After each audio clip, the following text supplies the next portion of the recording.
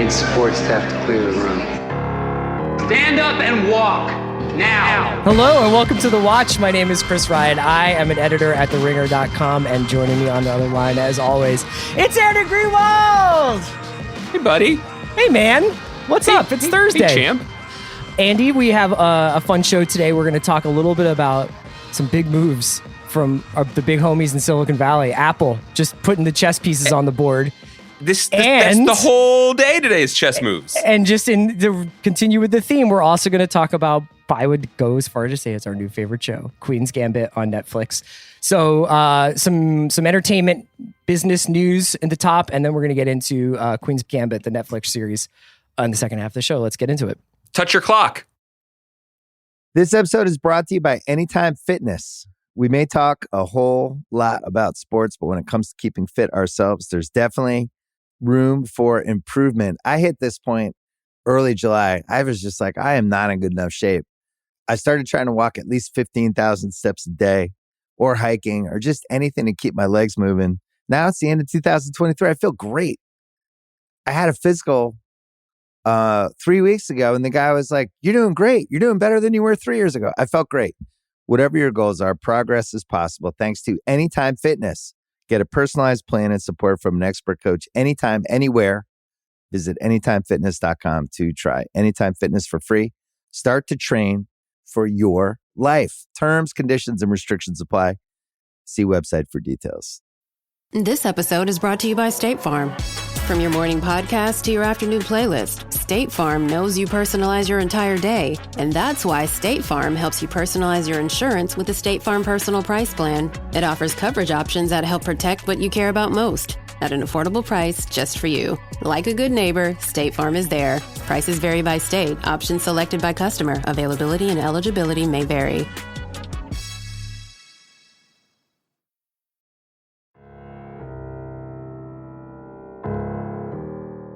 All right, man. What's up? How are you?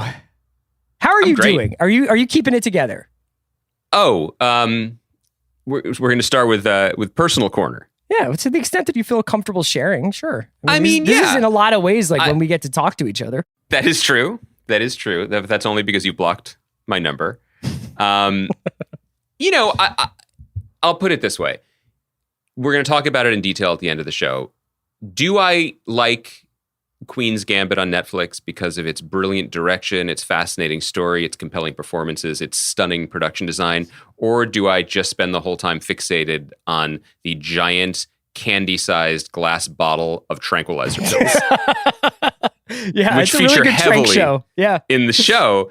And have there been times over this election season and pandemic season where I'm like, I just want to swallow some stuff that'll make me feel fuzzy? Like, yeah, that exists. So what would you actually, so in Queen's Gambit, there's this recurring image of Beth Harmon, who's the main character of the show, an orphan who becomes this chess prodigy. She keeps taking tranks and then keeping herself awake for a little while. And when she looks up at her ceiling from her bed, she sees chess moves. She sees a chessboard with these chess moves going. What would you be seeing?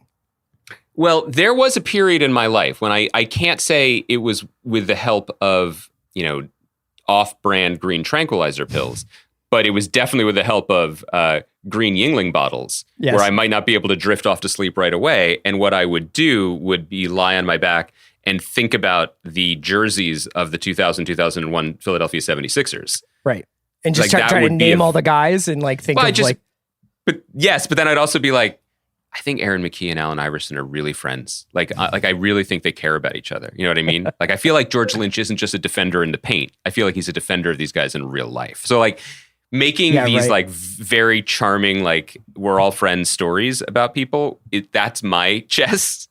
I would say. What's coming down off the ceiling for you? The 2nd Congressional District in Nebraska.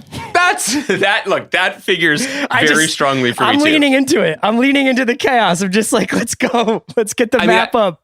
Konraki, get at me. I just, I'd like to retract any negative statements I made about the Atlanta Braves or their fans because I really want Georgia. No, to be completely honest, it's pretty sad. I just think about if I'm playing a season of FIFA, I think very, very seriously about whoever I'm managing in FIFA and the players and where they stand and like their tactics and stuff like that. And often a lot about like whether they're emotionally happy with my leadership, even though they exist in a video game. But that usually does the trick. It runs counter, and I'm learning this because in this script project that I'm working on at the moment, my deep desire for people that I don't know / fictional creations to get along runs counter to good conflict-driven drama. Right. You know, like that doesn't necessarily work out. And it's actually a tribute, I would say, to some of the great comedy writers of our time, like Mike Schur, who manages to make shows about people who are fundamentally decent and like each other, and yet he still somehow manages to create drama out of that Tinder stuff, and Flint enough strife to get the story. I think that's probably fair to say. I think that over the course of the time that we've been doing this podcast, the prevalent style of television has been the anti-hero, has been wrestling drama from very difficult characters who are very antisocial or perhaps are exerting their will in less than pleasant ways.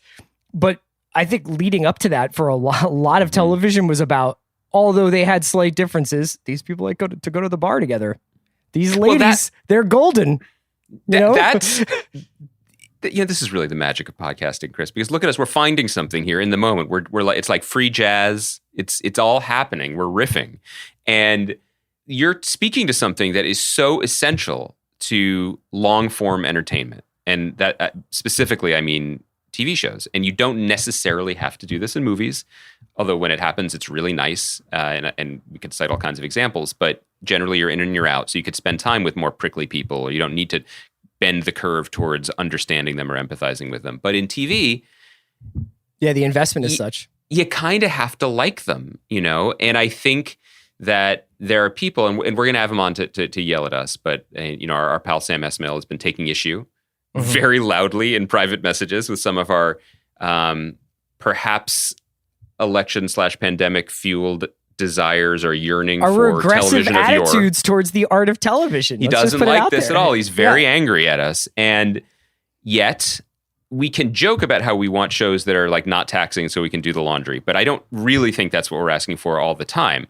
I do think that there are shows, though, even ones that pass muster, right, for critical consensus or even, snob consensus. You liked them. Even though you shouldn't. So hanging out at the pork store with Tony and Paulie Walnuts and whatever is really pleasurable. Sure. Then they go murder people and you feel conflicted. Walter White and Jesse, same thing. Mad Men certainly was an office sitcom for half of its screen time, even though the people may have hated each other or were often actively loathsome. And I think that's remains the incredible thing about Succession, which is that, it came up slightly in our conversation of The Undoing, but these are monsters, generally, or maybe just lowercase a assholes at their best in milieus that are not relatable. But what makes the show so compelling and worthy, I think, is that we love being with them and we see their humanity even when they are screwing up. And so that they're the best TV finds that very tricky balance between strife and conflict and reality, and also, come on, here's your pill at the end of a hard day. Here's your nice green pill.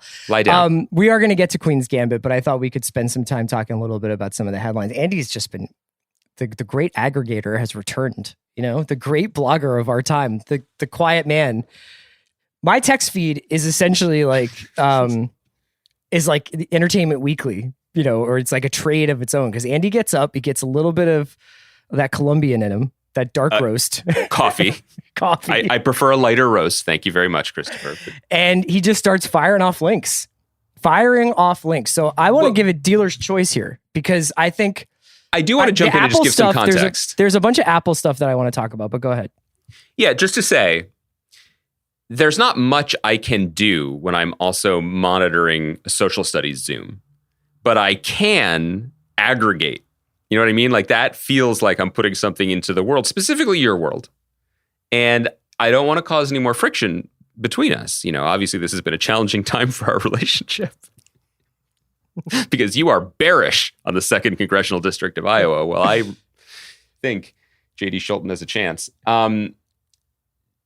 So Chris, he's receiving these entertainment bulletins with, I think you're like, oh wow, okay, neat, or where are you getting all this, or whatever. You're reacting to them. And then yesterday, I made the mistake. I crossed wires, and I was like, this isn't my normal bailiwick, Chris, but Houston Rockets general manager Daryl Morey has been hired as the president of the 76ers, thus doing one of the more dramatic 180s of a franchise and my personal fandom and interest in a franchise in recorded history. Yeah.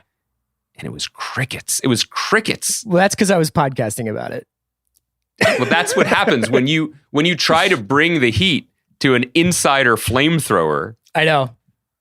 It's like going to Liz Smith with a bit of gossip about the New York media industry, in the 1980s. It's just like, I know, man. It's true. I wanted to play. I wanted to be down. A couple of the stories that came out this week, there was obviously some stuff about a Netflix reshuffle on the executive level and Netflix's interest in building out an Assassin's Creed expanded universe, which I wish them the best of luck with that. There was a couple of Apple stories. There was one. I want to focus on these. I actually talked a little bit about this with Sean and Amanda on the Big Pick for the 2013 movie draft pod. Was the Bond story, which we can still address. And then there was two deals that they made. One with Nicholas Stoller to make a rom-com, I would imagine limited series called Platonic that would reunite Seth Rogen and Rose Byrne, who I found delightful in Neighbors, and another deal that was made for bringing Jon Stewart back to our screens on a kind of regular basis in a current affairs commentary show. Which one do you want to start with? Because Apple is back. Well, I wanted to talk about all of it, basically, because one of the big questions that we tried to tackle on the podcast and that Hollywood was trying to digest generally is Apple has all the money on the planet. And so whatever room they walk into, they are the elephant in that room. The question is, what does the elephant want to do in the room? Does it want to just hang out in the room and happy to be there? Does it want to step on the crudité platter? Like, what does it actually want to do? Sure. And the launch of Apple TV Plus has been fine, I guess, because it doesn't matter for them. It's not affecting their bottom line, whether people are watching it or not, whether their ambitious and expensive slate of originals has made any negligible return on investment, or whether they're even looking at it that way. We've thought that it's notable that a show like Ted Lasso has seemingly become their breakout hit when that doesn't really fit in with certainly the first one since Morning Show. Yeah. And with Morning Show, Morning Show was going to get attention no matter what it was. Yeah, I mean, Ted Lasso is largely, it's Sudeikis, it's Juno Temple, and then largely unknowns, in terms of an American audience. Morning Show makes sense in the same way that House of Cards made sense, because you want to make a loud, noisy splash that's going to get covered because of celebrity power, regardless. I still struggle, and there's no way of knowing because they're not releasing their data, whether people, the great Americans who are going to come out in record numbers on Tuesday watch that show. I don't know. They're going to come out to watch Ted Lasso, or they're going to come out to watch They're going to vote Lasso. I, on the other hand, am writing in Ronald Reagan on my ballot. So anyway, and by the way, probably shouldn't talk more about Ted Lasso, which just got renewed for a third season that I presumably also won't be watching. But Peacock's they got to bring that ring back to Mordor, so they have to get that third season in there. But Peacock's got to be kicking themselves. Yeah, I mean, you would know better than I would. Sometimes I'm like, how is this not on HBO Max? And you're like, well, it's Paramount meets this, meets that, and well, Universal Television has a piece of the show. So it's not like they just didn't hold the rights to it. It is what I would imagine is a complicated deal because it's Universal and Warner Brothers co-pro for Apple. So they didn't just give up on it. They were probably outbid. And as we've tried to explain to people who might not be following it this closely, studios, all these streamers have their own studios now, but some of them sell elsewhere. So you're safe for now, Universal lawyer guy who didn't put that in stipulation. Yeah, well, also just to keep it in Universal, and our buddy Sam, Sam's deal, like my own, is at UCP, part of Universal, but Homecoming went to Amazon. And he's doing a show for ABC. So that's all kosher, but I still feel like just the DNA of this show feels like more of what Peacock is doing. Anyway, Here's what I want to say about Apple, Chris. Are you ready? Are you excited for this? Am I excited for your take or for Apple? It's for my take about Apple. I can't wait. We have been joking a lot about Peacock wanting to do the Jack Donaghy advice of making it 1997 again through science or magic. Apple, I think, wants to make it 2007 again through science or magic. They seem to be chasing headlines that reflect a culture that kind of tapped out early Obama. And you're going to get headlines that way, and you're going to get talent. I don't know if you're getting the shows that will move the needle in significant ways in 2020, 2021. But as I said at the beginning, I don't know what needle they're moving or what even instrument they're using to judge things. And so the examples to back this up, it's not just being like, oh, there's a Tom Hanks movie out there. Let's spend $300 million to get it. Mm-hmm. Or there's a James Bond movie. Let's kick the tires, which they did, and maybe we'll buy it. And we'll get that one hit of juice from it, and then nothing. And then what? Right. And then it doesn't live with you forever. But the types of shows that it's buying, and I'm thinking specifically of Shrink Next Door, based on a podcast that was greenlit straight to series with Will Ferrell and Paul Rudd. Nick Stoller, who has directed a lot of comedies, and specifically Sarah mentioned Marshall and stuff, yeah. And Neighbors with Seth Rogen and Rose Byrne. By the way, I loved Neighbors. I love those two together. Could be great. Sure. Terrific. Makes sense. Specifically, Jon Stewart, too. Like, we're going to get... So all of this, and the deal is not... It's with his production company, so he might do some hour-long specials or a recurring thing, but it's also just like, we're in the Jon Stewart business. Sure. So he might produce stuff or develop... And it came via Richard Plepler, which is worth noting. Right, who used to run HBO for many, many years on the business side. So all of this seems to be creating a very starry constellation that was once dominant in the sky when Apatovian comedy was dominant. You know what I mean? Like, it's not a bad bet on any of these people. Everyone we've mentioned, you and I are fans of and have been extremely enamored with at various times in their career. But it all does seem to be in the service of a type of entertainment that has fallen out of the multiplexes and doesn't seem to have gotten much traction elsewhere in the TV/streaming marketplace. Yeah, I mean, that's why the Bond thing was the most interesting to me, because I still think that where all of these other companies, and if you read the Hollywood Reporter story, I talked about this with Sean, but if you read the THR story about the prospective Bond sale to Apple, which does not sound like it's going to happen, but even the fact that it got to the trades means like it's interesting who put it out there and why. I think Apple definitely comes off as we could do it if we wanted to side of it, and whereas MGM is like, we need like a loan to get through to next year to release this movie, and that they're essentially made this Bond movie, it seems like, on debt. You know, they essentially leveraged the company to make a $250 million James Bond movie just for the movie. And then it's $50 million that they've spent on publicity for a movie that didn't come out. And then you have to imagine they're going to have to ramp that machine back up again. Yes. One of these days, on one of these movies, in one of these situations, Apple is going to swoop in. And I wonder whether or not that changes what it becomes. I wonder whether or not Apple becomes, honestly, like a destination for movies where you go and you pay we've talked about this, $40 for a 24-hour rental of No Time to Die. Maybe it's not going to be the Bond movie. Maybe they can't justify spending $500 million on a Bond movie, but one of these times they're going to get the right movie and the right studio and the right precarious position where they're like, we got to get this off our books. It's not going to be Greyhound. You know what I mean? It's not going to be News of the World or whatever, but one of these movies will be like, I can't believe they pulled that off. Well, I agree. I think then I don't know what happens then. But the other tricky thing about it, as you said, MGM has Bond. Like, that's what they've got. And the movie industry is, as everyone knows, you don't come to this podcast to learn about it. Like, it is a incredibly high stakes feast or famine game. And the game is essentially blockbusters, where you spend $250 to $500 million making a movie with the expectation that it will make $1 billion. And then you do it again. And those are the margins of that game. MGM doesn't own a streaming service. MGM doesn't have a theme park. They don't sell toys, you know? So it's obviously a new Bond movie with Daniel Craig and Rami Malek and directed by Cary Fukunaga, that has a different patina of quality and it also a very different audience than a live action Mulan. But a live action Mulan was extremely expensive and extremely important to Disney, but Disney also has the arm. They have the arm. Yeah. They have the end-to-end marketing or whatever that they can say, okay, well, we will put it in this box instead and we'll charge you, as you said, $30 for exclusive access and then it'll live on our service forever, blah, blah, blah.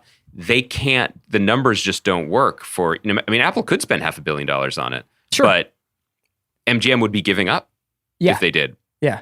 And then like they say in the Hollywood Reporter piece, it's like, can they take their toe out of the pool once they dip it in?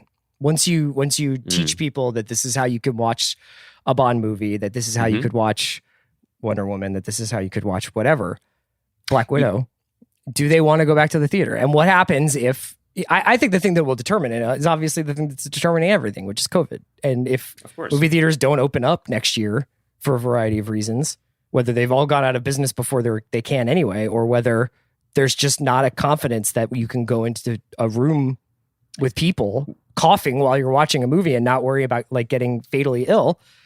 I mean, somebody's going to break soon and someone will just be like, you know what, take the Fast and Furious movie then.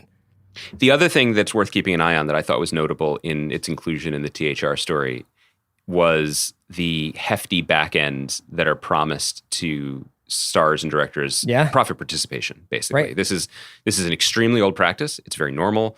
It's points on the package. I'm not bringing it up to suggest that I am for or against it, but I'll say that it is an accepted part of doing business in the blockbuster space, and it gets stars involved, and it gets them extremely rich.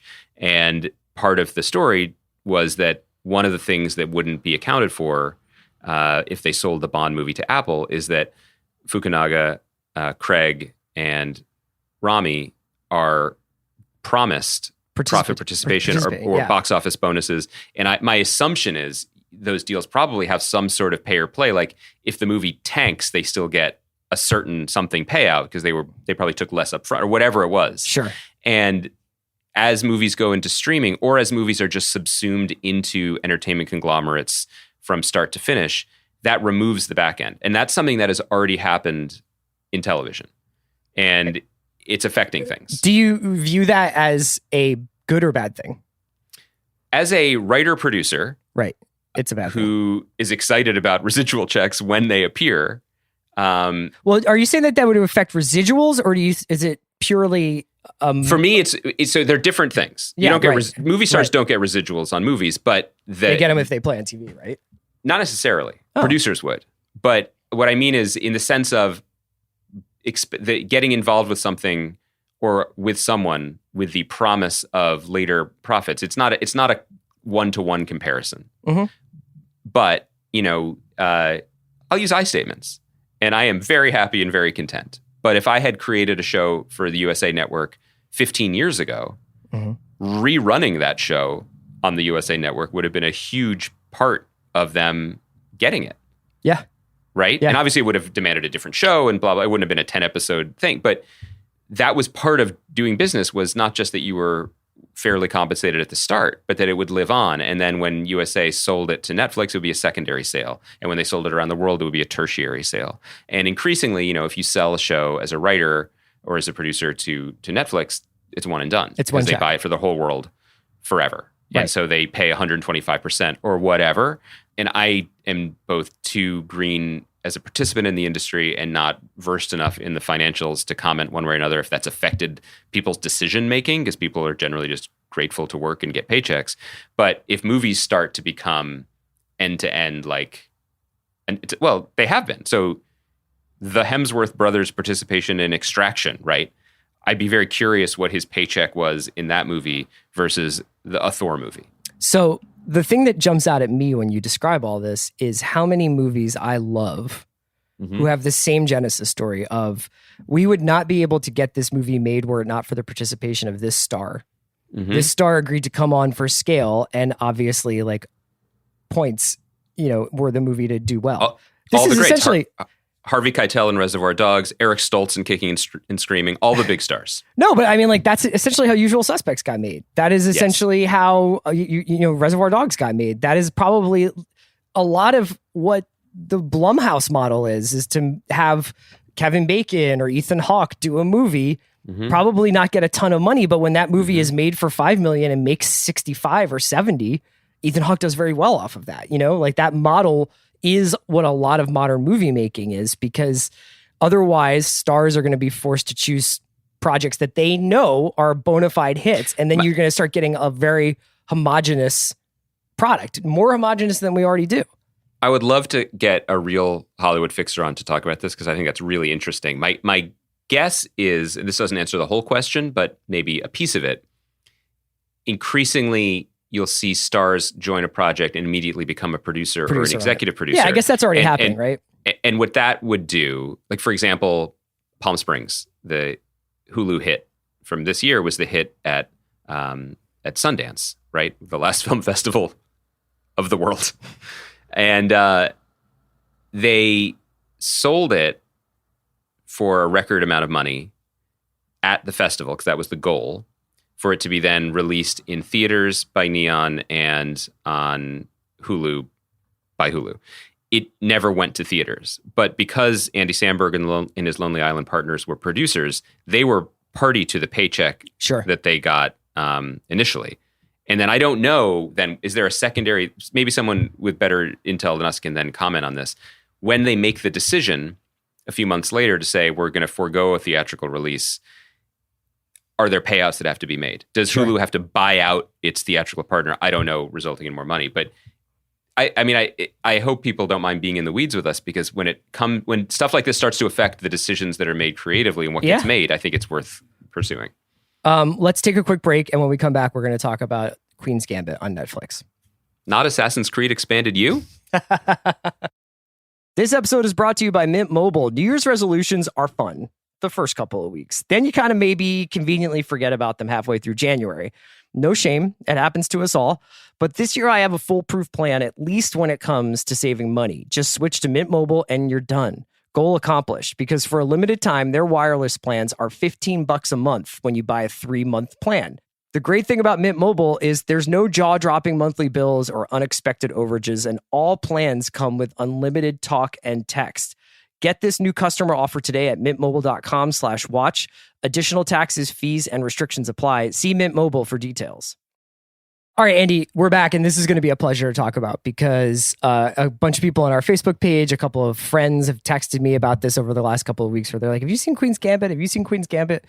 And I don't think, I knew that Scott Frank was involved. And for those who don't know, Scott Frank is an amazing screenwriter who wrote the script for Out of Sight, Steven Soderbergh's Elmore Leonard adaptation. He wrote the screenplay for Minority Report. He wrote the screenplay for Little Man Tate, and recently oversaw, I believe directed and wrote the Netflix miniseries Godless, which I talked to Scott about that, I think last year, 2 years ago. It's hard to remember. So he's back on Netflix with this show called The Queen's Gambit. It's based on a 1983 Walter Tevis novel. Walter Tevis, for those who don't know, is a really interesting character in his own right, who wrote the novels The Color of Money, The Hustler, and The Man Who Fell to Earth, all three of which have been adapted for screen. Color of Money is a personal favorite of mine. And Scott largely wrote, I think he's got some co-writers on some of the later episodes, but I think entirely directed this show, which is about an orphan who turns into a child chess prodigy, who turns into a troubled young adult chess prodigy. I've watched 3 episodes. Andy, I think you've watched 2. And this is actually going to be a difficult show to talk about, because I think its brilliance is largely invisible and in some ways hard to articulate. I'll throw it to you just because I don't want to prattle on, and we can get into what we like about it. It stars Anya Taylor-Joy in a great performance as Beth Harmon, and has just a lot of that guys, I didn't know they even acted in the case of Marielle Heller, but is easily one of my favorite shows of the year, and has been an absolute delight to watch the last couple of episodes over the course of this week. You tell me what you think. Totally blindsided and shocked and pleased by this show. I did not know Scott Frank was involved. I love that Scott Frank was involved. I hope we talk to him again, because someone who we think of as being an exemplar of crime, thriller, witty heist, the stuff that we generally like, and he wrote a really good thriller called Shaker, a novel a couple of years ago too, is doing what we also love and wish we could see more of, which is genre hopping. and making a glorious Western, and now making this, which just doesn't seem to be in his wheelhouse, but totally is. And so I was delighted to discover that. I was not drawn to it because I'm not a prodigy, nor am I drawn to chess by nature. I didn't think I was. Another reason why discovering this and just falling totally in love with it feels so good, because it was so unexpected. Yeah. I think that it's worth saying at the top, I try not to read reviews of stuff that I'm, excited about getting into, but the sense that I have gotten from just scanning or seeing tweets is that, it's 7-episode, I believe, miniseries. It's Netflix, so each episode is 59 minutes. Actually, 3's only 45. Oh, thank God. Okay, so that's a good sign. But I think Alan Sepinwall was using the show as an example of something that he's been pretty vocal about, which is that not everything needs to be this long. And Netflix allows people to fill a lot of space in ways that might not serve the story. I so think I people say said the same thing about Godless in some ways. Yeah. So I'll say, maybe we will become less enamored with the show around episode 5. Maybe it will run out of steam. It's very possible. That should not stop you from watching it. And before we get into the specifics of why it's so great, I just want to say again, for all our carping about the ways prestige TV is going wrong and how things are becoming more blockbustery and formulaic, I am so stoked on what this is and what this means. Because when I saw the billboards, I mistakenly assumed that this was a biopic, that this was based on someone's autobiography from their life as a chess prodigy. And the thought of that was so dull to me. No offense to chess prodigies. I would say the same thing if they were race car drivers or whatever. I find the way biopics work, especially in prestige television, as particularly stultifying. Now we're going to go to this plot point. Now we're going to go to this plot point.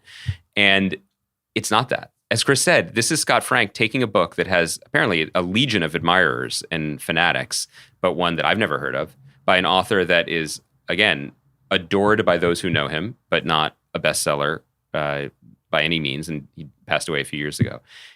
Taking a great book and just adapting the shit out of it. Yeah. You know who that's so exciting to me.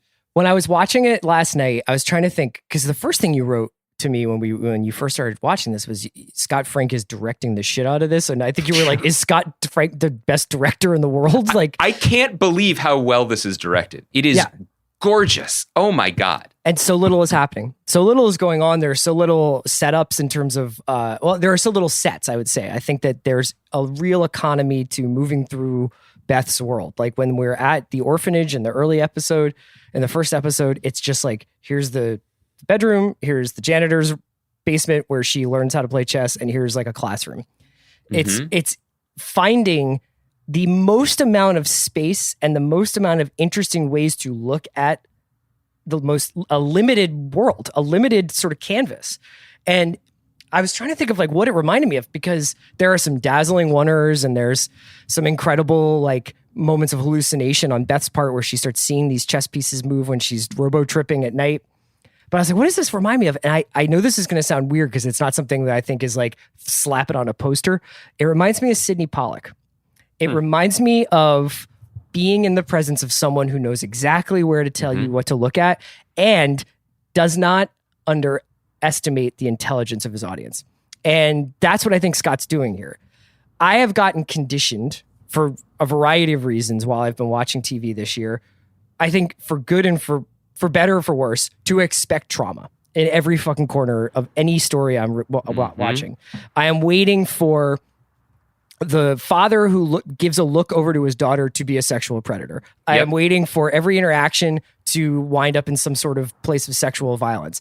I am waiting for any sort of eccentricities to be a harbinger of mental health problems, all of which are on their own, and even in some of the shows that I'm kind of casually referring to, really important and or really interesting. But that's not the only thing to humanity for me. Trauma is not the only lens through which I think I look at humanity. And it's been crazy watching this show. I'm like, oh man, her foster dad's going to be, oh no, he's just an asshole. And then he disappears, and I think the same thing is happening as I go into the series where I'm like, oh, this is going to be bad for Beth. And it's like, no, Beth's just a really interesting person who's fucked up the way everybody's fucked up. And she's better at something than anybody else in the world is. But the things that she's sort of processing and the way that she's processing him are so much more nuanced and there's so much more gray there. Yeah, I want to talk about the craft of the show, but I'm so glad you brought up this point. And our friend Sarah Lewitton tweeted about it, which also helped clarify my thoughts about it as well, which is to say this is not a spoiler for people who haven't yet taken the journey of the show. But there's a moment in the first episode when young Beth, played by a different actress, Anya Taylor-Joy, basically becomes Beth in the second episode, wanders down the stairs of her slightly creepy orphanage in Kentucky in the Methuen School, yeah, in the 40s, late 40s, early 50s, and there is a janitor, the groundskeeper, the custodian is down there, played by Bill Camp, who we love, King, that guy, and as Chris said, that's the moment when you're like, oh God. And actually what happens is he teaches her how to play chess and it changes her life. And he also is a complicated, not cuddly, but complicated figure. It is not the one story, the one lens through which a lot of television, especially this year, for good contextual cultural reasons, has been conditioning us to experience things. And that immediately set it apart just from other things that we've been encountering. That's not why we like this more, but it was notable. I just found myself engaging with different emotional responses that I've had to television. And so I want to shout out like the cinematographer, the DP here, Stephen Meisler, who makes everything look beautiful. Uli Hanisch is the production designer. I mean, this show does everything that I want shows to do in that the production design is extra. It is on one. When she is adopted by, as Chris said, the director, Mariel Heller, who plays a woman who adopts Beth, gets to her house, her suburban home by this point, we're in the early 60s. It's Kentucky, yeah. It is stunning. The wallpaper alone is probably worth a podcast, but it does not distract or take away in any way from the narrative that we're watching. It's just a beautiful accompaniment to what we've been watching. And I really am so struck by the direction, because I think in the best case scenario, when you have a writer who is also director, this to me strikes me as the best case scenario, because Scott knows exactly the story he's written and the story he wants to tell, so he can put the camera where it needs to be. But he is not just a writer directing, showcasing his words to the best of his ability. As you mentioned, there's some real camera movement.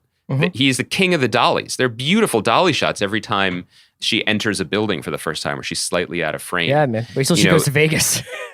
It's my guy balls thrilling. out. Yeah. And the production design goes hand in hand with it. And it's, it kind of runs in a really wonderful and gratifying way. It runs counter to a lot of the concern trolling I've been doing, which absolutely you can put me, because I'm a writer who struggled with, not personally with directors, but that piece of it in TV, if it's a writer's medium, you're kind of both struggling with the mic, right? Like who's telling the story here and how best to tell it. It's seamless here and it's kind of flawless. And again, something that I'd love to talk to him about is so much of the first episode story of Beth's internal experience is told, as you said, silently, through not much is happening in the first episode. And even when something is happening, it's a game of chess. You know what I mean? So by the way, shouts also to the sound team who make just castling sound like erotic. It's so exciting the way it fills your ears. But the way he tells the story in that first episode is with a lot of camera movements and cutaways and glimpses of things. And I'm sitting here watching this wondering, like, how did he do it? Is it a combination of confidence and absolute vision and budget? Because again, I'll speak from experience. When I was trying to put together montages on Briar Patch, right? Like they're scripted as montages.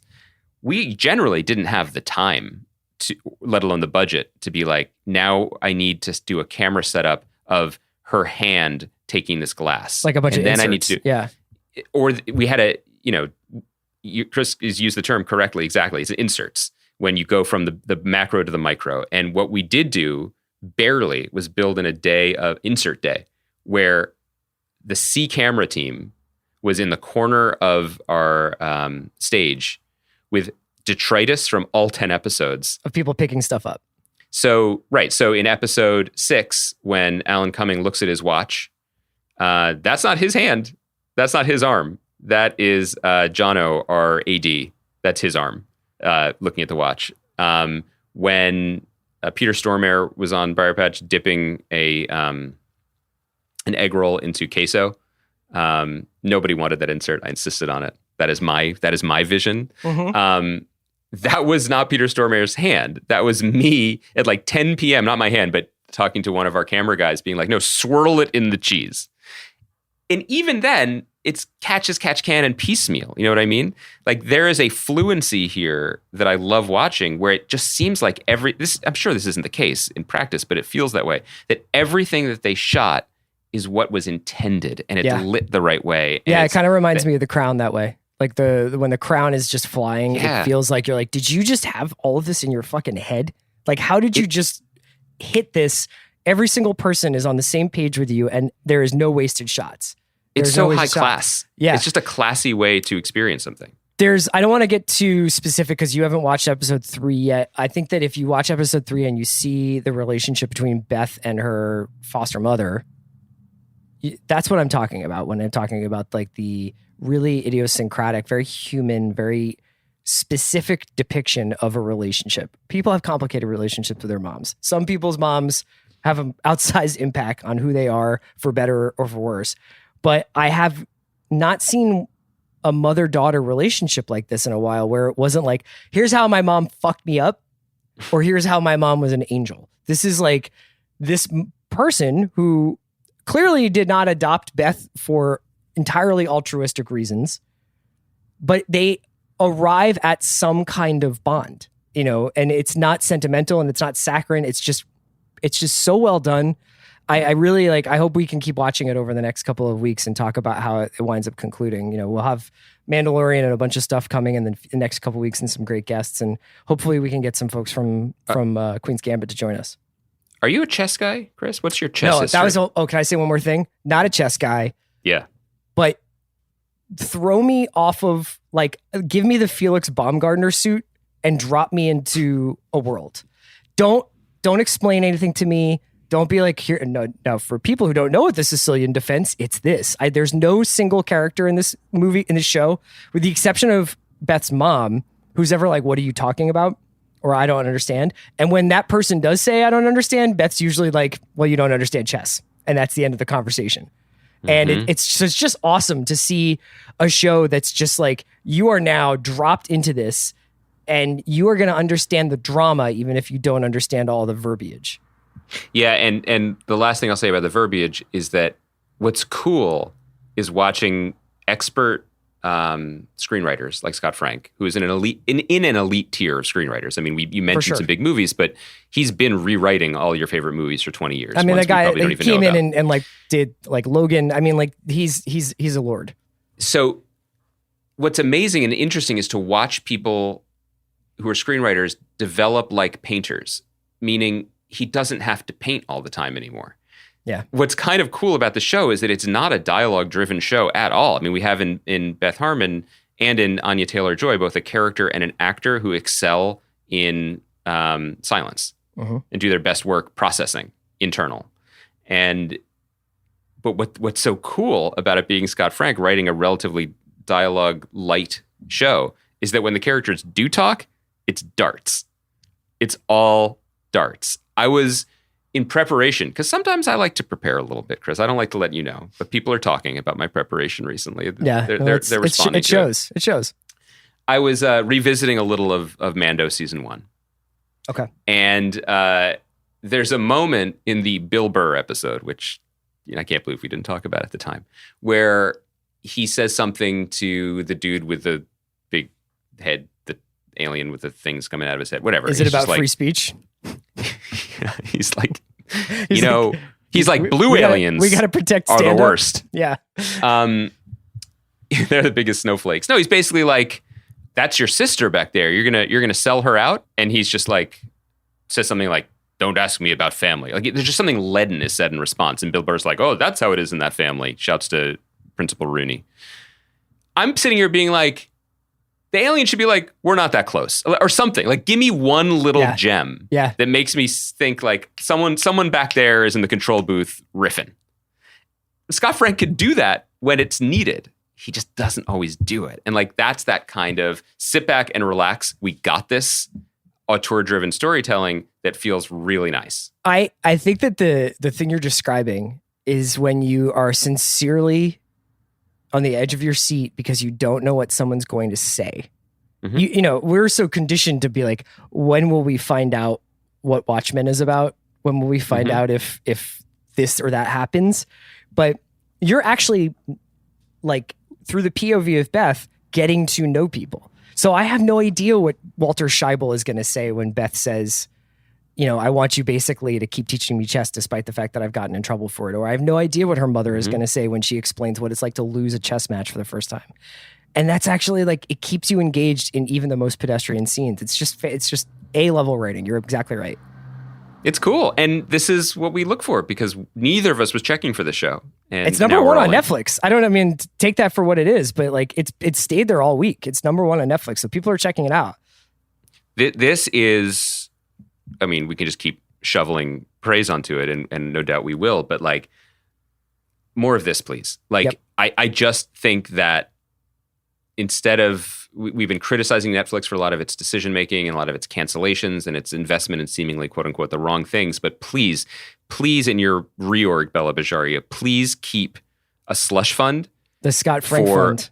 The Scott Frank Memorial Fund. Memorial just because we remember how great he is, not because there's anything wrong with him. He's hale and hearty. Yeah. And let people do this shit. You know what Please, I mean? Like, please. Like find old books and run with it. I will watch like so much garbage on Netflix. It's an easy to use. I just please keep doing stuff like this. And not all filmmakers can do this, can make, compelling multi-part things, but there are a couple who can. And if this was still Grantland, that would be my next column where I'd be like Nicole Holofcener's show or whatever. Like, this is still a space when it's done this well. Yeah. It was great to see you. I will talk to you on Monday where we will try to get the episode up a little bit earlier. We're going to be talking about the first episode of The Mandalorian season 2, which drops Friday. People should be checking out Binge Mode if they haven't already. And we have just a ton of really great podcasts on The Ringer right now. But I just wanted to say a special shout out to Righty's House, which is on the Ringer FC feed. Yes, I love it. To tweet about it. Ian Wright, still Arsenal legend and a current pundit on BBC's Match of the Day, which is basically like they're inside the NBA for football, is doing a podcast with us. He's working with the Stadio guys, and it's a delightful listen. So check out that first episode of Righty's House on the Ringer FC feed on Spotify. Can I say, please do this, even if you are not a football obsessive, or even if you are like I am, like every 4 years I pretend to be super into it when the World Cup comes around. I have heard people say, this is not to praise ourselves, but I've heard people who say they listen to our show even when they don't know what we're talking about. You and me. Because which is often. they like us chatting. And sometimes we don't know what we're talking about. The Stadio podcast is like that. Yeah. The Stadio podcast is two delightful, charming, smart gentlemen who are clearly good friends, who know everything in the world about soccer, but they seem to have great lives in Berlin, and I love listening to them. It's a great podcast. They anointed themselves a UK garage duo called, I believe it was DJ Caffeine and MC Hydrate. So it's just, they're great. Ringer FC is great. Please check it out. If you want election coverage, check out Bakari, check out Pressbox, check out, I'm sure Higher Learning will hit it next week. Or subscribe to my personal I Text Chris tweets from the Nates, like polling updates from longtime demographic pollster me. All right, watch Queen's Gambit. Shout out to Kaya. Have a nice weekend.